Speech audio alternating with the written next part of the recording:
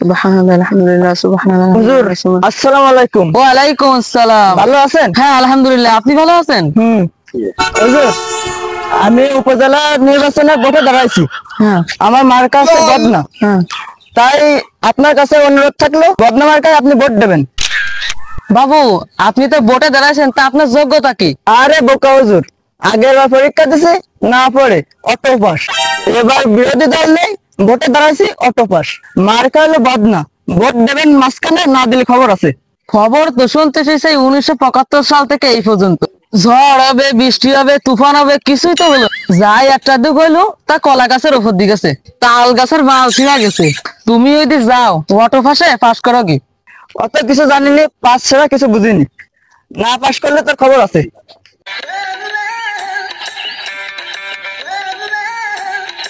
হ্যাঁ রফিক সাহেব, ভাই বলেন, আপনি কি সিকিউরিটির ব্যবস্থা করেছেন এখানে আমরা বৈঠক করব? অবশ্যই ভাই, 3 মোড়ে সিকিউরিটির ব্যবস্থা করে আইছি। আচ্ছা ঠিক আছে। আর ওই সাংবাদিক আইছে? হ্যাঁ আইছে, ওই ডাকবো সাংবাদিক? সাংবাদিক ডাকবেন। হ্যাঁ ভাই, এদিকে আসেন, এদিকে আসেন। এই সাংবাদিক সাহেব শোনেন, ভিডিওগুলো কিন্তু সুন্দরভাবে এডিট করবেন, করে সাথে সাথে ফেসবুকে দিয়ে এটা বুস্ট করে দিবেন, দরকার হয় খরচ যা লাগে আমি দিয়ে দিব, ঠিক আছে? আমাদের পার্টি অফিসে দিয়ে দেবো। এই ক্রান্তির লগ্ন কিন্তু সারা জীবন থাকবে না। সারা দেশের মানুষ যদি আমরা ঐক্য হতে পারি, সারা দেশের মানুষ যদি আমরা একটাই পূণ করতে পারি, এই স্বৈরা শাসকের বিরুদ্ধে আমরা অবস্থান করতে পারি, তাহলে অবশ্যই আমাদের ভাতের অধিকার এবং ভোটের অধিকার ফিরে পাবো ইনশাআল্লাহ। আজ থেকে আমি আপনাদের উদাত্ত আহ্বান বলে যাই, তারা যত বড় ষড়যন্ত্র আমাদের বিরুদ্ধে করুক, আমাদের আছে বিশাল একটি মানসিক শক্তি, আমাদের আছে বিশাল একটা জনগোষ্ঠীর শক্তি।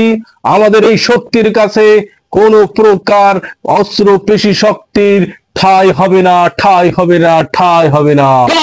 আমার ভাই, কুদ্দুস ভাই, কুদ্দুস ভাই, আগাই চলো, আমরা আছি তোমার সাথে।